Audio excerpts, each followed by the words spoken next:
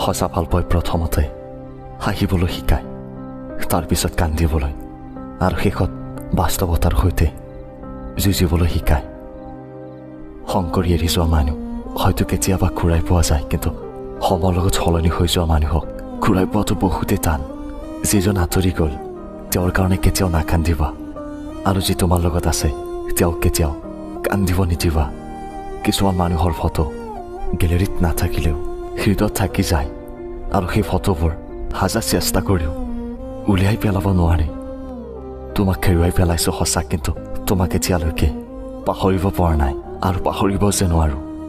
কষ্টৰ মাজত জীয়াই থকাটো যে কিমান যন্ত্ৰণাদায়ক কেৱল সেইসকলে বুজি পায় যিসকলে সীমাহীন কষ্ট হৃদয়ত থৈ মানুহৰ আগত হাঁহি থাকে। কাৰোবাক ভাল পোৱাৰ আগত সন্মান কৰিবলৈ শিকা, কিয়নো সন্মান অবিহনে এটা সম্পৰ্ক কেতিয়াও জীয়াই নাথাকে। এবাৰ বিশ্বাস হেৰাই গ'লে তুমি হাজাৰ চেষ্টা কৰিও সেই বিশ্বাস আগৰ দৰে দিব নোৱাৰিবা।